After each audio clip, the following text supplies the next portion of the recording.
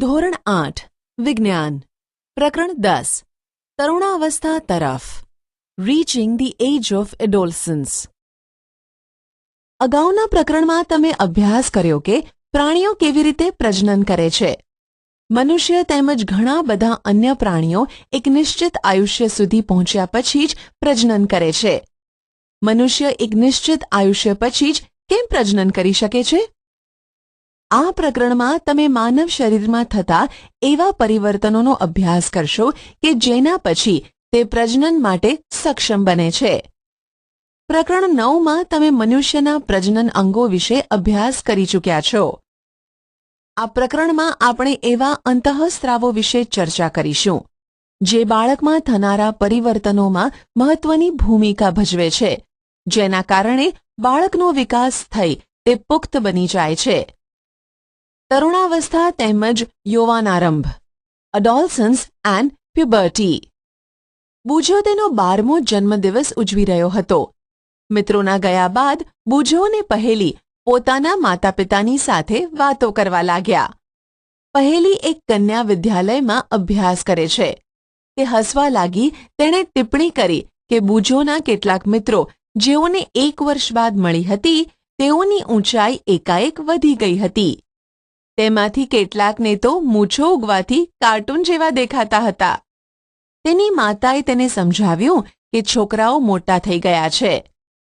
જન્મના સમયથી જ વૃદ્ધિ ચાલુ થઈ જાય છે, પરંતુ 10 કે 11 વર્ષના આયુષ્ય પછી વૃદ્ધિમાં એકાએક ઝડપ આવી જાય છે. વૃદ્ધિ દેખાવા લાગે છે. શરીરમાં થનારા પરિવર્તન વૃદ્ધિ પ્રક્રિયાનો એક ભાગ છે. તે એ બાબતનો સંકેત છે કે તમે હવે બાળક નથી રહ્યા, પરંતુ તમે પુખ્તાવસ્થામાં પ્રવેશવા તરફ જઈ રહ્યા છો. શરીરમાં જોવા મળતા આ પરિવર્તનની સમયમર્યાદા ક્યાં સુધીની હોય છે? જીવનનો આ અલગ જ પડાવ છે જેમાં તમે બાળક પણ નથી રહ્યા અને પુખ્ત પણ નથી. હું જિજ્ઞાસુ છું કે શું બાલ્યકાળ અને પુખ્તાવસ્થાની મધ્યની આ અવસ્થાનું કોઈ વિશેષ નામ છે? વૃદ્ધિ એક કુદરતી પ્રક્રિયા છે. જીવનકાળની આ અવસ્થામાં શરીરમાં એવા પરિવર્તન થઈને પ્રજનનની પરિપક્વતા પ્રાપ્ત થાય છે જેને તરુણાવસ્થા અડોલસન્સ કહેવાય છે. તરુણાવસ્થા લગભગ 11 વર્ષની ઉંમરથી પ્રારંભ થઈને 18 અથવા 19 વર્ષની ઉંમર સુધી રહે છે. આ અવધિ તરુણ એટલે કે ટીન્સ 13 થી 18 કે 19 સુધીની ઉંમર કહેવાતી હોવાથી તે અવસ્થાના બાળકોને તરુણો એટલે કે ટીનએજર્સ પણ કહેવામાં આવે છે. છોકરીઓમાં આ અવસ્થા છોકરાઓની સાપેક્ષે 1 કે 2 વર્ષ પહેલાં જ પ્રારંભ થઈ જાય છે. તરુણાવસ્થાની અવધિ વ્યક્તિઓમાં જુદી જુદી હોય છે. તરુણાવસ્થા દરમિયાન મનુષ્યના શરીરમાં અનેક બદલાવ આવે છે. આ બદલાવ યૌવનારંભનો એટલે કે પ્યુબર્ટી સંકેત છે. તેમાંથી સૌથી મહત્વનું પરિવર્તન છે છોકરા તેમજ છોકરીઓમાં પ્રજનન ક્ષમતાનો વિકાસ.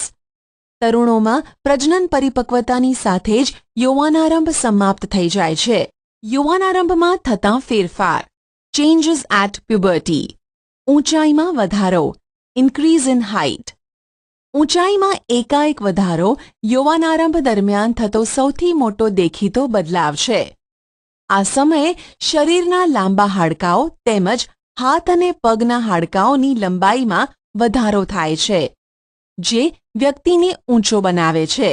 શરૂઆતમાં છોકરીઓ છોકરાઓની સરખામણીમાં વધારે ઝડપથી વધે છે, પરંતુ લગભગ 18 વર્ષની ઉંમર સુધી બંને પોતાની મહત્તમ ઊંચાઈ પ્રાપ્ત કરી લે છે. અલગ અલગ વ્યક્તિઓની ઊંચાઈમાં વૃદ્ધિનો દર પણ જુદો જુદો હોય છે. કેટલાક યૌવનારંભમાં તીવ્ર ગતિથી વધે છે તથા ત્યાર પછી તેની ગતિ ધીમી પડી જાય છે, જ્યારે કેટલાક ધીરે ધીરે વૃદ્ધિ પામે છે. હું ચિંતિત છું. હું ઊંચી થઈ ગઈ છું, પરંતુ શરીરની તુલનામાં મારો ચહેરો નાનો દેખાય છે. પહેલીએ ચિંતા કરવાની કોઈ જરૂર નથી. શરીરના બધા અંગો સમાન દરે વૃદ્ધિ નથી કરી શકતા. ક્યારેક ક્યારેક તરુણોના હાથ અથવા પગ શરીરની અન્ય અંગોની સાપેક્ષે મોટા દેખાય છે, પરંતુ બીજા અન્ય ભાગો પણ ઝડપથી વૃદ્ધિ કરીને શારીરિક પ્રમાણને સંતુલિત કરે છે. પરિણામે શરીર સુડોળ થઈ જાય છે. તમે નોંધ્યું હશે કે કોઈ વ્યક્તિની ઊંચાઈ તેના પરિવારના કોઈને કોઈક સભ્યો સાથે લગભગ સમાન હોય છે. તેનું કારણ એ છે કે ઊંચાઈ માતા પિતા દ્વારા પ્રાપ્ત જનીન પર આધાર રાખે છે. પરંતુ વૃદ્ધિના આ વર્ષોમાં ઉચિત પ્રકારનો સંતુલિત આહાર આવશ્યક છે. તે હાડકાઓ, સ્નાયુઓ તેમજ શરીરના અન્ય ભાગોને યોગ્ય રીતે વૃદ્ધિ કરવા માટે પર્યાપ્ત પોષણ પૂરું પાડવામાં મદદ કરે છે. તમે તરુણની પોષણ આવશ્યકતાઓના વિષયમાં આ પ્રકરણમાં આગળ અભ્યાસ કરશો. પ્રવૃત્તિ 10.1 નીચે આપેલા ચાર્ટમાં છોકરા અને છોકરીઓની ઉંમરની સાથે ઊંચાઈમાં થતા વધારાની ટકાવારીને દર્શાવવામાં આવેલ છે. કોલમ 2 અને કોલમ 3માં વ્યક્તિની ઊંચાઈને ટકાવારીમાં દર્શાવવામાં આવેલ છે, જે કોઈ નિશ્ચિત ઉંમરે પહોંચવાથી પ્રાપ્ત થાય છે. ઉંમરને કોલમ 1માં દર્શાવવામાં આવેલ છે. ઉદાહરણ સ્વરૂપે 11 વર્ષની ઉંમરે એક છોકરો તેની પૂર્ણ ઊંચાઈના 81% ઊંચાઈ પ્રાપ્ત કરી લે છે, જ્યારે એક છોકરી તેની પૂર્ણ ઊંચાઈના 88% ઊંચાઈ પ્રાપ્ત કરે છે. આપેલા આંકડા માત્ર નમૂનારૂપ છે, જે જુદી વ્યક્તિઓમાં જુદા પણ હોઈ શકે છે. તમારા મિત્રો માટે કોષ્ટકનો ઉપયોગ કરો અને તેની પૂર્ણ ઊંચાઈનું અનુમાન લગાવો અને તપાસ કરો કે તમારા વર્ગમાં કોણ સૌથી વધુ ઊંચું અને કોણ સૌથી વામન એટલે કે નીચું છે. પૂર્ણ ઊંચાઈ માટેની ગણતરી સેન્ટીમીટરમાં. વર્તમાન ઊંચાઈ સેન્ટીમીટર અપોન વર્તમાન ઊંચાઈ એ પૂર્ણ ઊંચાઈની પર્સન્ટેજ ઇન્ટુ 100. ચાર્ટમાં આપેલા મૂલ્યોના આધારે. ઉદાહરણ: એક છોકરો કે જેની ઉંમર 9 વર્ષ છે તથા ઊંચાઈ 120 સેન્ટીમીટર છે. વૃદ્ધિકાળના અંતિમ તબક્કા પર તેની અંદાજિત ઊંચાઈ કેટલી હશે? 120/75 into 100 centimetre is equal to 160 centimetre ઊંચાઈ. પ્રવૃત્તિ 10.2 પ્રવૃત્તિ 10.1માં આપેલી માહિતીનો ઉપયોગ કરીને એક આલેખ બનાવો. ઉંમરને એક્સ અક્ષ પર તથા ઊંચાઈની વૃદ્ધિની ટકાવારીને વાય અક્ષ પર લો. તમારી ઉંમરને આલેખ પર વિશિષ્ટ સ્વરૂપે નિર્દેશિત કરો. તમે ઊંચાઈની જે ટકાવારીને પ્રાપ્ત કરી ચૂક્યા છો તેની જાણકારી મેળવો.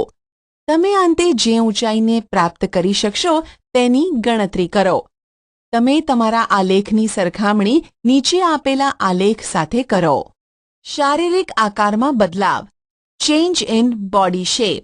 તમે નોંધ્યું હશે કે તમારા વર્ગમાં અભ્યાસ કરતા વિદ્યાર્થીઓના ખભા તેમજ છાતીનો ભાગ નીચલા ધોરણમાં અભ્યાસ કરતા વિદ્યાર્થીઓની સરખામણીએ પહોળો હોય છે. તેનું કારણ એ છે કે તેઓ યુવાનારંભમાં પ્રવેશ કરી ચૂક્યા છે. વૃદ્ધિના કારણે ખભાનો ભાગ ફેલાઈને પહોળો થઈ જાય છે. છોકરીઓમાં કમરની નીચેનો ભાગ પહોળો થઈ જાય છે. વૃદ્ધિના કારણે છોકરાઓમાં શરીરના સ્નાયુઓનો વિકાસ છોકરીઓના વિકાસની સરખામણીએ વધુ હોય છે. અર્થાત તરુણાવસ્થામાં છોકરા અને છોકરીઓમાં જોવા મળતા બદલાવ અલગ અલગ હોય છે. અવાજમાં બદલાવ. Voice change. શું તમે નોંધ્યું છે કે ક્યારેક ક્યારેક તમારા વર્ગમાં કેટલાક છોકરાઓનો અવાજ ફાટવા લાગે છે? યૌવનારંભમાં કંઠની ગ્રંથિ એટલે કે વોઇસ બોક્સ એટલે કે સ્વર પેટીમાં એટલે લેરિંગ્સ વૃદ્ધિની શરૂઆત થાય છે. છોકરાઓની સ્વરપેટી વિકાસ પામીને અપેક્ષાકૃત મોટી થઈ જાય છે. છોકરાઓમાં મોટી થયેલી સ્વરપેટી ગળાના ભાગમાં બહારની તરફ ઉપસી આવે છે, જેને કંઠમણી એટલે કે એડમ્સ એપલ કહે છે. છોકરીઓમાં સ્વરપેટી તેના નાના કદને લીધે માંડ દેખાતી હોય છે. સામાન્ય રીતે છોકરીઓનો અવાજ ઊંચો અને તીણો હોય છે, જ્યારે છોકરાઓનો અવાજ ભારે હોય છે. તરુણાવસ્થાના છોકરાઓમાં ક્યારેક ક્યારેક સ્વરપેટીના સ્નાયુઓમાં અનિયંત્રિત વૃદ્ધિ થઈ જાય છે અને અવાજ ઘોઘરો થઈ જાય છે. આ સ્થિતિ કેટલાક દિવસો અથવા કેટલાક અઠવાડિયા સુધી રહે છે, જેના પછી અવાજ સામાન્ય થઈ જાય છે. મારા અનેક સહપાઠીઓનો અવાજ ઘોઘરો છે. હવે હું જાણી ચૂક્યો છું કે આવો અવાજ કેમ હોય છે. પ્રસ્વેદ અને તૈલી ગ્રંથિઓની ક્રિયાશીલતામાં વધારો. Increased activity of sweat and sebaceous glands. પ્રસ્વેદ અને તૈલી ગ્રંથિઓનો સ્ત્રાવ તરુણાવસ્થામાં વધી જાય છે.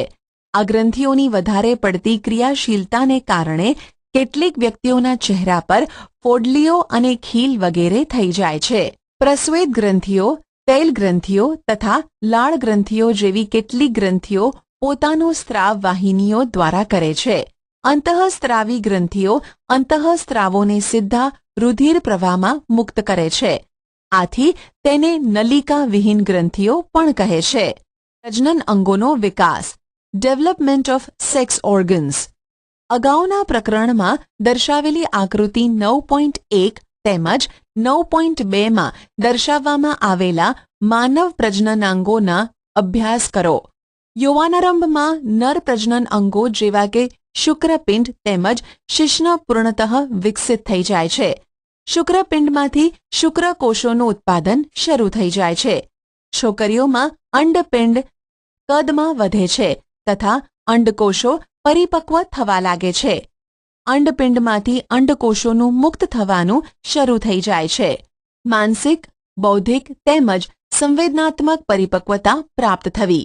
Reaching mental, intellectual and emotional maturity. તરુણાવસ્થા વ્યક્તિની વિચારસરણીમાં પરિવર્તનની પણ અવસ્થા છે. પહેલાની સાપેક્ષે કિશોર વધારે સ્વતંત્ર તેમજ પોતાની તરફ વધારે સચેત હોય છે. તેનામાં બૌદ્ધિક વિકાસ પણ થાય છે તથા તે વિચારવામાં વધારે સમય લે છે. વાસ્તવમાં કોઈ પણ વ્યક્તિના જીવનમાં આ એ સમય છે કે જેમાં તેના મગજની શીખવાની ક્ષમતા સર્વાધિક હોય છે. ક્યારેક તરુણ શારીરિક તેમજ માનસિક બદલાવ પ્રત્યે અનુકૂળ થવા પ્રયત્ન કરે છે ત્યારે પોતાને અસુરક્ષિત અનુભવે છે. પરંતુ તરુણ હોવાને નાતે તમારે સમજવું જોઈએ કે અસુરક્ષિત મહેસૂસ કરવાનું કોઈ પણ કારણ નથી. આ બદલાવ એક કુદરતી બદલાવ છે જે શારીરિક વૃદ્ધિના કારણે ઉત્પન્ન થઈ રહ્યા છે. ગૌણ જાતીય લક્ષણો. Secondary sexual characters. તમે પ્રકરણ 9માં અભ્યાસ કરી ચૂક્યા છો કે શુક્રપિંડ તેમજ અંડપિંડ પ્રજનન અંગ છે. તે જન્યુઓ જેવા કે શુક્રકોષો અને અંડકોષોને ઉત્પન્ન કરે છે. યૌવનારંભમાં છોકરીઓના સ્તનનો વિકાસ થવા લાગે છે તથા છોકરાઓના ચહેરા પર વાળ ઉગવા લાગે છે, એટલે કે દાઢી મૂછ ઉગવા લાગે છે. આ લક્ષણો છોકરીઓને છોકરાઓથી અલગ પાડે છે. આવા લક્ષણોને ગૌણ જાતીય લક્ષણો કહે છે. છોકરાઓની છાતી પર પણ વાળ ઉગવા લાગે છે. છોકરા અને છોકરીઓ બંનેને બગલમાં તેમજ જાંઘની ઉપરની તરફ અથવા પ્યુબિક વિસ્તારમાં વાળ ઉગે છે. બુજોને પહેલી બંને જાણવા માંગે છે કે યૌવનારંભમાં થતા આ બદલાવની શરૂઆત કોણ કરે છે. તરુણાવસ્થામાં થતા આ બદલાવ અંતઃસ્ત્રાવો એટલે કે હોર્મોન્સ દ્વારા નિયંત્રિત હોય છે. અંતઃસ્ત્રાવ એ રાસાયણિક પદાર્થ છે. તે અંતઃસ્ત્રાવી ગ્રંથિઓ એટલે કે એન્ડોક્રાઇન ગ્લેન્ડ્સ અથવા અંતઃસ્ત્રાવી તંત્રો દ્વારા ઉત્પન્ન કરવામાં આવે છે. યૌવનારંભની સાથે જ શુક્રપિંડ નર અંતઃસ્ત્રાવ અથવા ટેસ્ટોસ્ટેરોનનું નિર્માણ ચાલુ કરી દે છે. આ અંતઃસ્ત્રાવ છોકરાઓમાં બદલાવનું કારણ છે, જેના વિશે તમે હમણાં જ અભ્યાસ કર્યો છે. ઉદાહરણ તરીકે ચહેરા પર વાળ ઉગવા. છોકરીઓમાં યૌવનારંભની સાથે અંડપિંડ માદા અંતઃસ્ત્રાવ અથવા ઇસ્ટ્રોજન ઉત્પન્ન કરવાનું શરૂ કરી દે છે, જેનાથી સ્તન વિકસિત થઈ જાય છે. દૂધસ્ત્રાવી ગ્રંથિઓ સ્તનની અંદર વિકસિત થઈ જાય છે.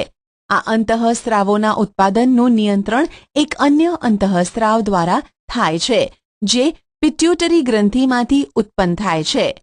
પ્રજનનિક કાર્યોની શરૂઆત કરવામાં અંતઃસ્ત્રાવોનો ફાળો. Role of hormones in initiating reproductive function.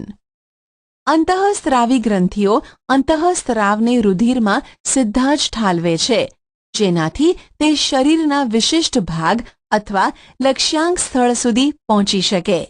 લક્ષ્યાંક સ્થળ અંતઃસ્ત્રાવ સાથે પ્રતિક્રિયા કરે છે. આપણા શરીરમાં અનેક અંતઃસ્ત્રાવી ગ્રંથિઓ કે નલિકા વિહીન ગ્રંથિઓ છે. શુક્રપિંડ તેમજ અંડપિંડ જાતીય અંતઃસ્ત્રાવોને ઉત્પન્ન કરે છે. તમે હમણાં જ અભ્યાસ કર્યો કે આ અંતઃસ્ત્રાવો ગૌણ જાતીય લક્ષણો માટે જવાબદાર છે. જાતીય અંતઃસ્ત્રાવો પણ પિટ્યુટરી ગ્રંથિ દ્વારા સ્ત્રાવિત અંતઃસ્ત્રાવના નિયંત્રણમાં હોય છે. પિટ્યુટરી ગ્રંથિ અનેક અંતઃસ્ત્રાવો ઉત્પન્ન કરે છે, જેમાંથી એક અંતઃસ્ત્રાવ અંડપિંડમાં અંડકોષ તેમજ શુક્રપિંડમાં શુક્રકોષોના પરિપક્વનને નિયંત્રિત કરે છે. પિટ્યુટરી ગ્રંથિમાંથી સ્ત્રાવિત અંતઃસ્ત્રાવ પ્રજનન અંગોને ટેસ્ટેસ્ટરોન નરમાં તથા ઇસ્ટ્રોજન માદામાં ઉત્પન્ન કરવા માટે પ્રેરિત કરે છે. રુધિર પ્રવાહમાં મુક્ત થાય છે તથા શરીરના વિભિન્ન ભાગો એટલે કે લક્ષ્યાંક સ્થળ સુધી પહોંચે છે. યૌવનારંભ દરમિયાન શરીરમાં પરિવર્તનોને ઉત્તેજિત કરે છે. પહેલી અને બૂજો હવે સમજી ગયા છે કે યૌવનારંભ વ્યક્તિના પ્રજનન અવધિનો પ્રારંભ છે, જ્યારે વ્યક્તિ પ્રજનન ક્ષમતા પ્રાપ્ત કરે છે. પરંતુ તે જાણવા માંગે છે કે શું પ્રજનન અવધિ એકવાર શરૂ થઈ જાય પછી જીવન પર્યાપ્ત ચાલુ રહે છે કે અમુક સમયે તે પૂર્ણ પણ થાય છે. મનુષ્યમાં પ્રજનન કાળની અવધિ, reproductive phase of life in humans. જ્યારે તરુણોના શુક્રપિંડ તથા અંડપિંડ જન્યુઓ ઉત્પન્ન કરવા લાગે છે ત્યારે તે પ્રજનન યોગ્ય થઈ જાય છે. જન્યુઓની પરિપક્વતા તેમજ ઉત્પાદનની ક્ષમતા પુરુષોમાં સ્ત્રીઓની સરખામણીએ વધારે હોય છે. સ્ત્રીઓમાં પ્રજનન અવસ્થાનો પ્રારંભ યૌવનારંભ એટલે કે 10 થી 12 વર્ષની ઉંમરથી થઈ જાય છે તથા સામાન્ય રીતે 45 થી 50 વર્ષની ઉંમર સુધી ચાલ્યા કરે છે. યૌવનારંભથી અંડકોષો પરિપક્વ થવા લાગે છે. અંડપિંડોમાં એક અંડકોષ પરિપક્વ થાય છે તથા લગભગ 28 થી 30 દિવસોના અંતરાલ પર કોઈ પણ એક અંડપિંડ દ્વારા મુક્ત થાય છે. આ સમયમાં ગર્ભાશયની દિવાલ જાડી થઈ જાય છે, જેનાથી તે અંડકોષના મુક્ત થયા બાદ યુગ્મનજને ગ્રહણ કરી શકે, જેના ફળ સ્વરૂપે ગર્ભધારણ થાય છે. જો અંડકોષનું ફલન ના થાય તો તેવી સ્થિતિમાં અંડકોષ તથા ગર્ભાશયનું મોટું સ્તર તેમજ તેની રુધિર વાહિનીઓ સાથે તૂટવા લાગે છે. તેનાથી સ્ત્રીઓમાં રક્તસ્રાવ થાય છે, જેને ઋતુસ્રાવ અથવા રજોસ્રાવ એટલે કે મેન્સ્યુરેશન કહે છે. ઋતુસ્રાવ લગભગ 28 થી 30 દિવસોમાં એકવાર થાય છે. પહેલો ઋતુસ્રાવ યૌવનારંભની શરૂઆતમાં થાય છે, જેને રજોદર્શન એટલે કે મેનાર્ક કહે છે. લગભગ 45 થી 50 વર્ષની ઉંમરે ઋતુસ્રાવ થવાનું બંધ થઈ જાય છે. ઋતુસ્રાવ બંધ થઈ જવાની ક્રિયાને રજોનિવૃત્તિ એટલે કે મેનોપોઝ કહે છે. પ્રારંભમાં ઋતુસ્રાવ ચક્ર અનિયમિત હોઈ શકે છે તથા તેને નિયમિત થવામાં કેટલોક સમય લાગે છે. પહેલી કહે છે કે સ્ત્રીમાં પ્રજનનકાળની અવધિ રજોદર્શનની રજોનિવૃત્તિ સુધીની હોય છે. શું તે સાચું કહે છે? ઋતુસ્રાવ ચક્રનું નિયંત્રણ અંતઃસ્ત્રાવો દ્વારા થાય છે. આ ચક્રમાં અંડકોષનું પરિપક્વ થવું, તેનું મુક્ત થવું એટલે કે અંડપાત, ગર્ભાશયની દિવાલનું જાડું થવું તેમજ ફલન ન થવું જેવી સ્થિતિમાં તેનું તૂટવું વગેરે તેમાં સામેલ છે. જો અંડકોષનું ફલન થઈ જાય છે તો તે વિભાજન કરે છે તથા ગર્ભાશયમાં વિકાસ થવા માટે સ્થાપિત થાય છે, જેનો તમે અગાઉના પ્રકરણ 9માં અભ્યાસ કર્યો છે. સંતતિનું લિંગ નિશ્ચયન કેવી રીતે થાય છે? How is the sex of the baby determined? મેં મારી મમ્મી અને મારી કાકીને વાત કરતા સાંભળ્યા છે કે મારી પિતરાઈ બહેનને બાળક આવવાનું છે. તે છોકરાને જન્મ આપશે કે છોકરીને જન્મ આપશે તેની ચર્ચા તેઓ કરતા હતા. મને એ જાણવાની ઉત્સુકતા છે કે એ નક્કી કેવી રીતે થાય છે કે ફલિત અંડકોષ છોકરા તરીકે વિકસિત થશે કે છોકરી તરીકે? છોકરો કે છોકરી, બોય ઓર ગર્લ. ફલિત અંડકોશ અથવા યુગ્મનજમાં જ જન્મ લેનાર બાળકના લિંગ નિશ્ચયન માટેનો સંદેશ હોય છે. આ સંદેશ ફલિત અંડકોશમાં દોરી જેવી સંરચના અથવા રંગસૂત્રો એટલે કે ક્રોમોઝોમ્સમાં હાજર હોય છે. પ્રકરણ 8ને યાદ કરો. રંગસૂત્રો પ્રત્યેક કોષના કોષ કેન્દ્રમાં આવેલા હોય છે. બધા જ મનુષ્યોના કોષોના કોષ કેન્દ્રમાં 23 જોડ રંગસૂત્રો આવેલા હોય છે. તેમાંથી 2 રંગસૂત્ર એટલે કે એક જોડ લિંગી રંગસૂત્રો હોય છે, જેને X તેમજ Y રંગસૂત્ર કહે છે. સ્ત્રીઓમાં 2 X રંગસૂત્રો આવેલા હોય છે, જ્યારે પુરુષમાં એક X રંગસૂત્ર તથા એક Y રંગસૂત્ર આવેલ હોય છે. જનન કોષો એટલે કે શુક્રકોષ અથવા અંડકોષમાં રંગસૂત્રોની એક જોડ હોય છે. અફલિત અંડકોષમાં હંમેશા એક X રંગસૂત્ર આવેલું હોય છે, પરંતુ શુક્રકોષો 2 પ્રકારના હોય છે, જેમાંથી એક પ્રકારના શુક્રકોષમાં X રંગસૂત્ર તેમજ બીજા પ્રકારના શુક્રકોષમાં Y રંગસૂત્ર આવેલ હોય છે. આકૃતિ 10.4ને જુઓ. જ્યારે X રંગસૂત્રવાળો શુક્રકોષ અંડકોષનું ફલન કરે છે તો યુગ્મનજમાં 2 X રંગસૂત્રો થાય છે. તેથી તે માદા શિશુમાં વિકાસ પામે છે. પરંતુ જો અંડકોષનું ફલન કરવાવાળા શુક્રકોષમાં Y રંગસૂત્ર હશે તો તે યુગ્મનજ નર શિશુમાં વિકાસ પામશે. હવે તમે જાણ્યું કે જન્મ પહેલાં શિશુના લિંગનું નિશ્ચયન તેના પિતાના લિંગી રંગસૂત્રો દ્વારા કરવામાં આવે છે. એ ધારણા હતી કે બાળકનું લિંગ તેની માતા દ્વારા નક્કી કરવામાં આવે છે તે સંપૂર્ણપણે ખોટી છે અને આ માટે તેને દોષિત માનવી અયોગ્ય છે. લિંગી અંતઃસ્ત્રાવો સિવાય અન્ય અંતઃસ્ત્રાવો. Hormones other than sex hormones. Pituitary ગ્રંથિ દ્વારા સ્રવતા અંતઃસ્ત્રાવો જનનાંગોને અનેક અંતઃસ્ત્રાવો ઉત્પન્ન કરવા માટે ઉત્તેજિત કરે છે. તમે અભ્યાસ કરી ચૂક્યા છો કે પિટ્યુટરી ગ્રંથિ એક અંતઃસ્ત્રાવી ગ્રંથિ છે જે મગજ સાથે જોડાયેલ છે. પિટ્યુટરી ગ્રંથિ શુક્રપિંડ તેમજ અંડપિંડ સિવાય આપણા શરીરમાં થાઇરોઇડ, સ્વાદુપિંડ તેમજ એડ્રિનલ એટલે કે અધિવૃક્ક જેવી કેટલીક અન્ય અંતઃસ્ત્રાવી ગ્રંથિઓ પણ છે. બુજોને પહેલીને યાદ છે જ્યારે તે તેની માસીને ઘરે ગયા હતા જે ડોક્ટર હતા, ત્યારે તેમણે ત્યાં કાકા નામના છોકરાને જોયો હતો, જેનું ગળું વધારે પડતું ફૂલેલું હતું. તેમની માસીએ તેમને જણાવ્યું કે કાકા ગોઈટર નામના રોગથી પીડાતો હતો, જે થાઇરોઇડ ગ્રંથિ એટલે કે થાઇરોઇડ ગ્લેન્ડનો રોગ છે. કાકાની થાઇરોઇડ ગ્રંથિ થાઇરોક્સિન અંતઃસ્ત્રાવ ઉત્પન્ન કરતી ન હતી. તેમની માસીએ એ પણ જણાવ્યું કે તેમના માસા મધુપ્રમેહ એટલે કે ડાયાબિટીસથી પીડાય છે, કારણ કે તેમનો સ્વાદુપિંડ ઇન્સ્યુલિન અંતઃસ્ત્રાવ પર્યાપ્ત માત્રામાં ઉત્પન્ન નથી કરતું.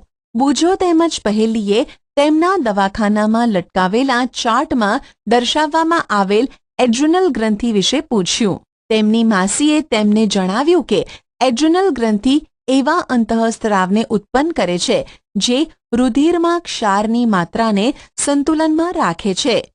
એડ્રિનલ ગ્રંથિ એડ્રીનાલિન નામનો અંતઃસ્ત્રાવ ઉત્પન્ન કરે છે.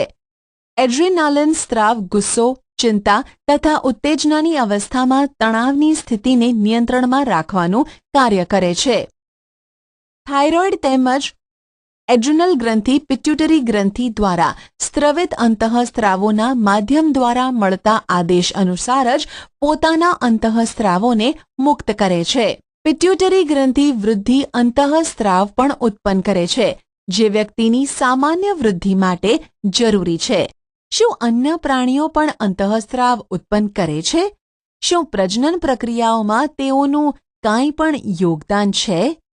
કીટકો અને દેડકામાં જીવનચક્ર પૂર્ણ કરવા માટે અંતઃસ્ત્રાવોનો ફાળો. Role of hormones in completing the life history of insects and frogs. તમે રેશમના કીડા અને દેડકાના જીવનચક્ર વિશે તો અભ્યાસ કરી જ ચૂક્યા છો. ઈયળને વયસ્ક ફૂદામાં રૂપાંતર થવા સુધી અનેક તબક્કામાંથી પસાર થવું પડે છે. ધોરણ 7માં અભ્યાસ કરેલ રેશમના કીડાના જીવનચક્રને યાદ કરો. તેવા જ પ્રકારે ટેડપોલને પણ પુખ્ત દેડકો બનવા માટે અનેક તબક્કામાંથી પસાર થવું પડે છે. પ્રકરણ 9. લાર્વામાંથી પુખ્ત બનવાના આવા પરિવર્તનને કાયાંતરણ કહે છે. કીટકોમાં કાયાંતરણનું નિયંત્રણ કીટ અંતઃસ્ત્રાવો દ્વારા થાય છે. દેડકામાં થાઇરોઇડ દ્વારા સ્રવિત અંતઃસ્ત્રાવ થાઇરોક્સિન વડે તેનું નિયમન થાય છે. થાઇરોક્સિનના ઉત્પાદન માટે પાણીમાં આયોડીનની હાજરી આવશ્યક હોય છે. ટેડપોલ જે પાણીમાં વૃદ્ધિ કરી રહ્યા હોય તેમાં જો પર્યાપ્ત માત્રામાં આયોડીન ન હોય તો ટેડપોલ પુખ્ત દેડકામાં પરિવર્તિત થતો નથી.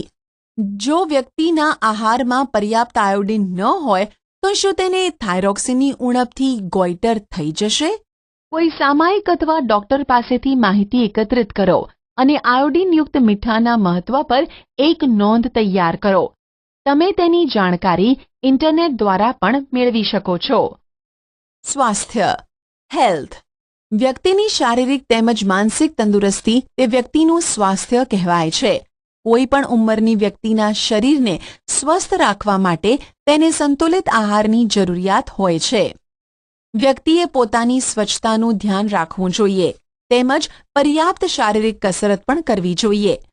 તરુણાવસ્થામાં જ્યારે શરીર વૃદ્ધિ કરે છે ત્યારે ઉપરની બાબત અત્યંત આવશ્યક થઈ જાય છે. તરુણની પોષણ આવશ્યકતાઓ ન્યુટ્રિશનલ નીડ્સ ઓફ ધી એડોલસન્સ.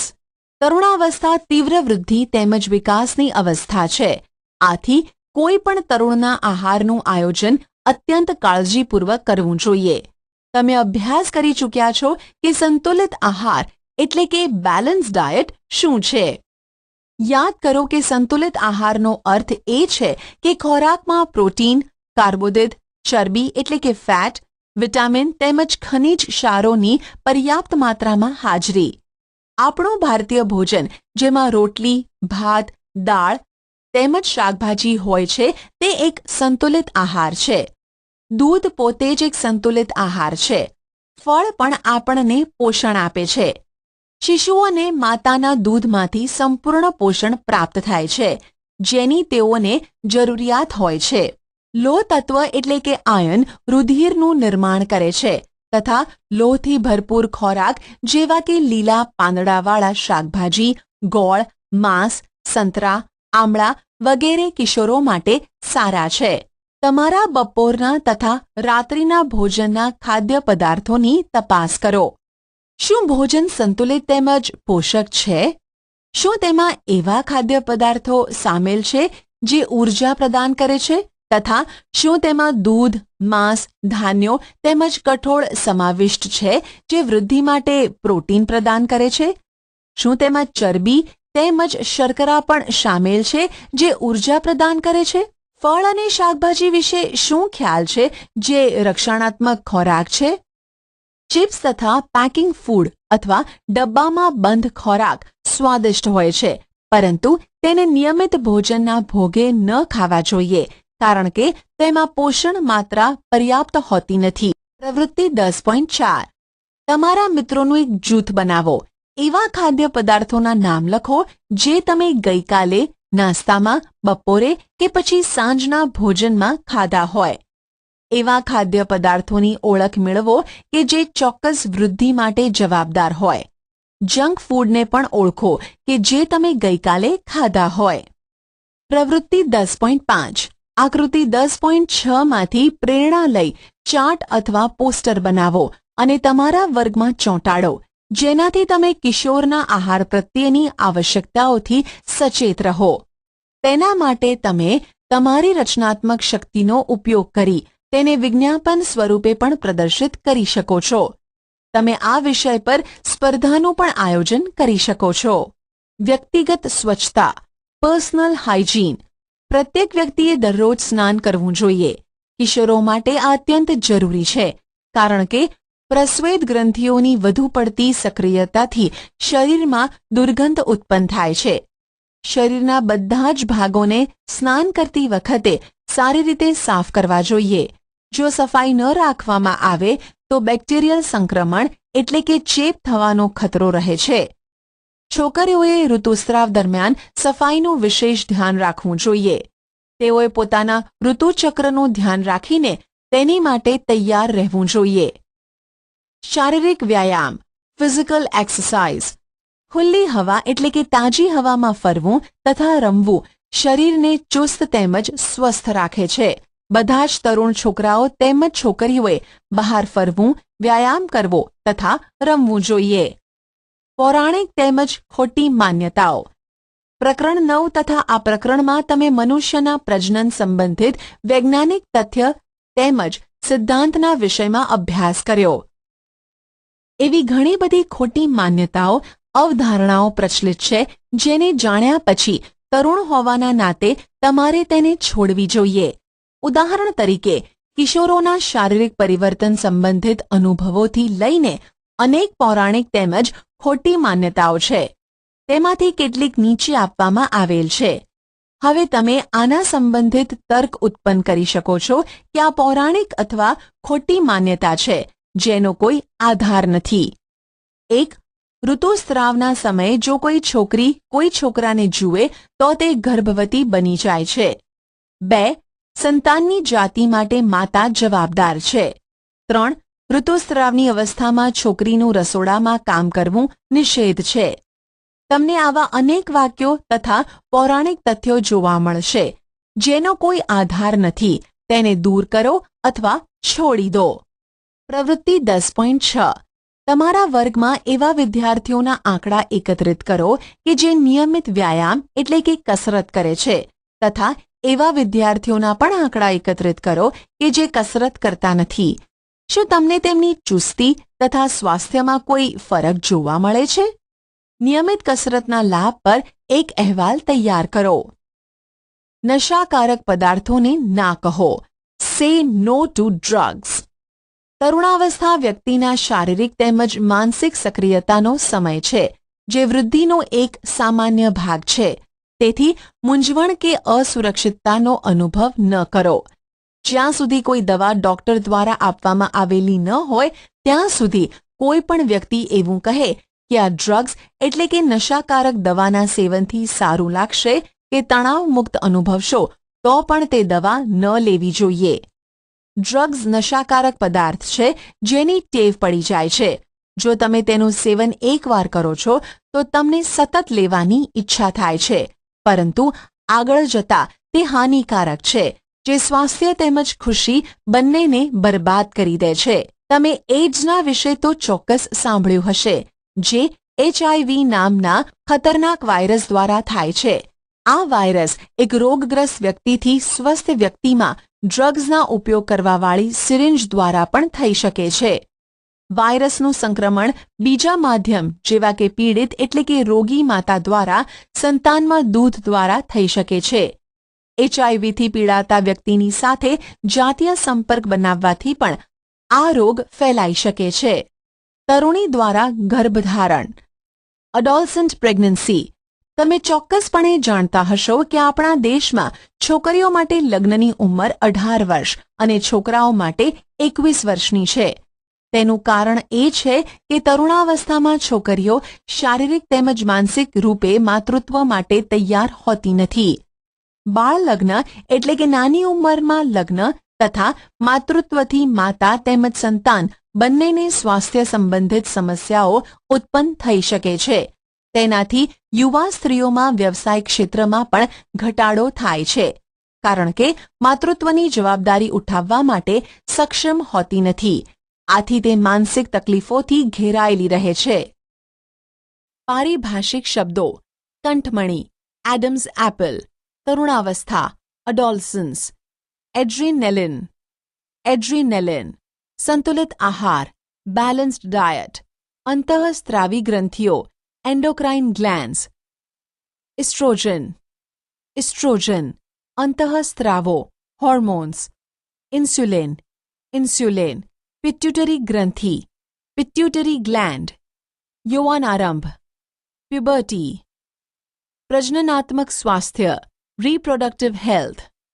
ગૌણ જાતીય લક્ષણ, સેકન્ડરી સેક્સ્યુઅલ કેરેક્ટર્સ, જાતીય રંગસૂત્રો, સેક્સ ક્રોમોઝોમ્સ, લક્ષ્યાંક સ્થાન, ટાર્ગેટ સાઇટ, ટેસ્ટોસ્ટેરોન, થાઇરોક્સિન, સ્વર પેટી, વોઇસ બોક્સ. તમે શું શીખ્યા? યૌવનારંભ થવાની સાથે વ્યક્તિ પ્રજનન માટે સક્ષમ થઈ જાય છે. 11 વર્ષની ઉંમરથી 19 વર્ષની ઉંમર તરુણાવસ્થા કહેવાય છે. યૌવનારંભની શરૂઆત થવાથી પ્રજનન અંગોની વૃદ્ધિ થાય છે તથા શરીરના વિભિન્ન સ્થાનો પર વાળ ઉગવા લાગે છે. છોકરીઓમાં સ્તન વિકસિત થાય છે તથા છોકરાઓમાં ચહેરા પર દાઢી મૂછ આવી જાય છે. તરુણાવસ્થામાં સ્વરપેટીની વૃદ્ધિ થવાને કારણે છોકરાઓનો અવાજ ઘોઘરો થવા લાગે છે. તરુણાવસ્થામાં ઊંચાઈમાં વધારો થાય છે. યૌવનારંભ તેમજ પ્રજનન અંગોનું પરિપક્વ થવું અંતઃસ્ત્રાવો દ્વારા નિયંત્રિત હોય છે. અંતઃસ્ત્રાવો અંતઃસ્ત્રાવી ગ્રંથિઓ દ્વારા સ્ત્રાવિત પદાર્થ છે જે સીધા રુધિરમાં ઠલવાય છે. પિટ્યુટરી ગ્રંથિ અંતઃસ્ત્રાવ સ્ત્રાવિત કરે છે, જેને વૃદ્ધિ અંતઃસ્ત્રાવ તથા અન્ય ગ્રંથિઓ જેવી કે શુક્રપિંડ, અંડપિંડ, થાઇરોઇડ તથા એડ્રિનલ ગ્રંથિના અંતઃસ્ત્રાવોને સ્ત્રવિત કરવા માટે પ્રેરિત કરે છે. સ્વાદોપિંડ ઇન્સ્યુલિનનો, થાઇરોઇડ ગ્રંથિ થાઇરોક્સિનનો તથા એડ્રિનલ ગ્રંથિ એડ્રિનાલિન અંતઃસ્ત્રાવોનો સ્ત્રાવ કરે છે. ટેસ્ટોસ્ટેરોન નર અંતઃસ્ત્રાવ છે તથા ઇસ્ટ્રોજન માદા અંતઃસ્ત્રાવ છે. ગર્ભાશયની દિવાલ ફલિત અંડકોષને ગ્રહણ કરવા માટે પોતાની જાતે તૈયાર કરે છે.